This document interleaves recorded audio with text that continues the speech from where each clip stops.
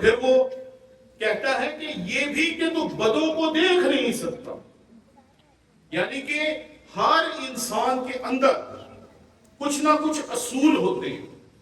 کوئی بندہ فراڈ کرنے سے ڈرتا ہے، کچھ رشوت دینے سے ڈرتا ہے، کوئی بدتمیزی کرنے سے ڈرتا ہے، کوئی کسی چیز سے ڈرتا ہے، کوئی کسی چیز سے ڈرتا ہے، کوئی کسی برائی سے خوفزدہ ہوتا ہے، کوئی کسی برائی سے خوفزدہ ہوتا ہے.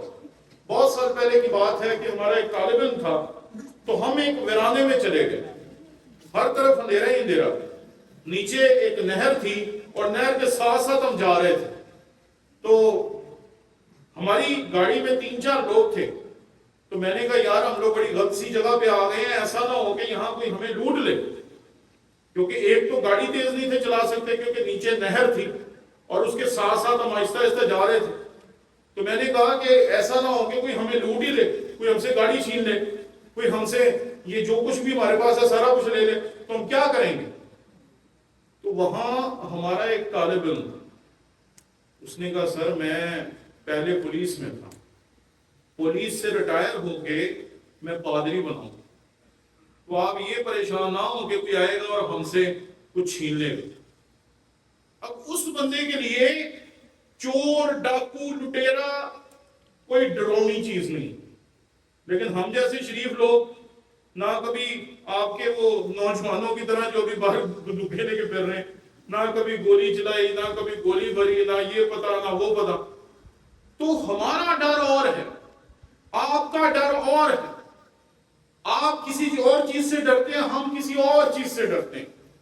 یہاں یہی بات کی جا رہی ہے کہ تو کسی اور قسم کی بدی کو نہیں پسند کرتا، کوئی کسی اور قسم کی بدی کو نہیں پسند کرتا، لیکن تجھ میں یہ خوبی ضرور ہے کہ تو بدوں کو پسند نہیں کرتا. جب آپ کسی کے گناہ کو چھپاتے ہیں، جب آپ کسی کی غلطی کو نہیں، کسی کے گناہ کو دباتے ہیں، آپ کہتے ہیں غلطی ہو گئی معاف کر دیں.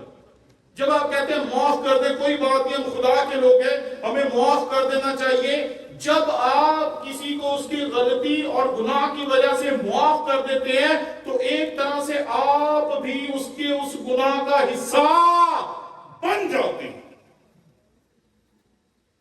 آپ بھی اس کے اس گناہ میں شامل ہو جاتے، آپ بھی اس کے اس گناہ کا حصہ بن جاتے.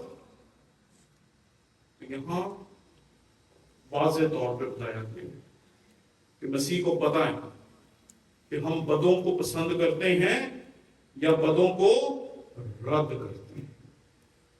آپ انسان سے کچھ بھی چھپا سکتے ہیں، آپ انسان کو کسی طریقے سے بھی دھوکہ دے سکتے ہیں، لیکن اسے کیسے دھوکہ دیں گے جو آپ کے دلوں اور گردوں کو جانچنے والا خدا ہے.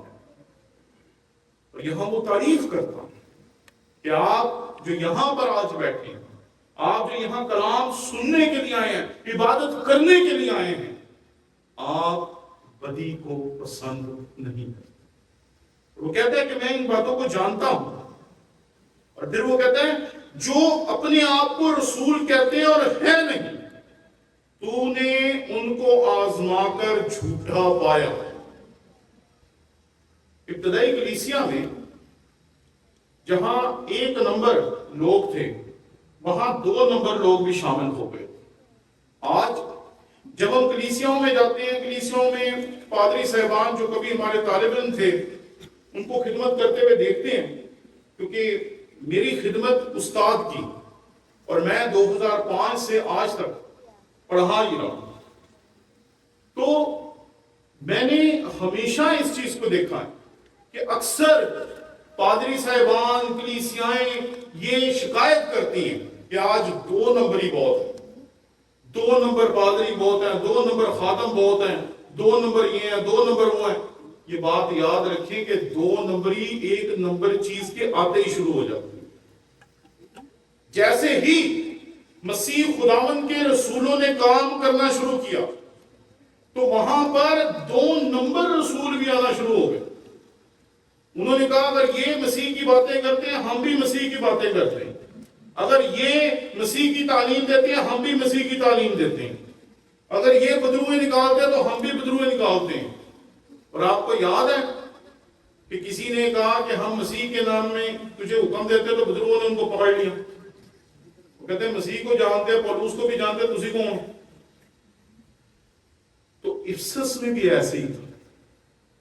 یہاں ایک شخص تھا جس کا نام سرنتھس تھا، اور اس نے وہاں پہ دعویٰ کیا کہ وہ مسیح خداوند کا درست طور پر جاننے والا ہے، اس کو درست طور پر سمجھنے والا ہے، اس کے بارے میں درست تعلیم پیش کرنے والا تھا. اور اس نے کہا کہ مسیح خداوند جو ہے وہ ایسا جسم رکھتا تھا نہ جس کا سایہ بنتا تھا اور نہ جس کے پاؤں کے نشان بنتے تھے. اب یہ بات سننے میں بڑی اچھی لگتی کہ جب مسیح خداوند چلتے تھے تو زمین پہ ان کا سایہ نہیں پڑتا ہوگا، یا مسیح خداوند جب چلتے تھے تو ان کے پاؤں کے نشان زمین پر نہیں بنتے ہوں گے. لیکن یہ بدعت قرار دی گئی. کیوں؟ کیونکہ یہ تھی بدعت.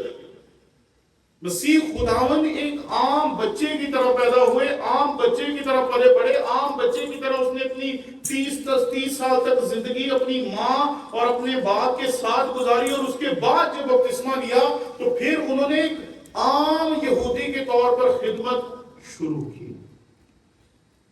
اس کا جسم آپ کی طرح تھا، اس کا جسم میری طرح تھا، اس کے جسم میں کیل ٹھوکے گئے، اس کے جسم پہ کوڑے مارے گئے، اس کے جسم سے خون بہا، اس کے جسم کو وہ تمام نقصان پہنچایا گیا جو اس دور کے لوگ پہنچا سکتے تھے. اس کے ہاتھوں میں میخیں گاڑی گئیں، اس کے سر پہ کانٹوں کا تاج رکھا گیا، اس کی پسلی میں نیزہ مارا گیا.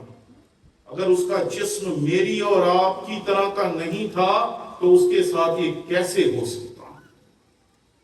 تو سرنتھس جو تھا، اس کی تعلیم کے خلاف رسولوں نے بار بار آواز اٹھائی، بار بار اسے غلط کہا. اور یوحنا عارف نے اپنے پہلے خط میں واضح طور پر کہا کہ ہم زندگی کے اس کلام کی بات کرتے ہیں جس کو ہم نے دیکھا. اور پھر کہتے ہیں نہ صرف دیکھا، غور سے دیکھا. مسیح خداوند کی بات کرتا ہے کہ ہم نے صرف زندگی کے کلام کو چلتے پھرتے نہیں دیکھا، دور سے نہیں دیکھا. وہ کہتا ہے ہم نے اسے دیکھا بلکہ غور سے دیکھا. اور پھر کہتا ہے ہم نے اسے چھوا. کہتا ہے مسیح کے بارے میں اسی گلاں سنیاں نہیں، انہوں ویکھیا نہیں، ہم نے اسے غور سے دیکھا، اور غور سے دیکھ کر ہم نے اسے چھوا ہے. اور یہ ساری باتیں کہنے کا ایک ہی مقصد تھا کہ وہ میری اور آپ کی مانند انسان تھا. یہ وہ بدعات تھی جن کو افسس کی کلیسیا نے رد کیا تھا.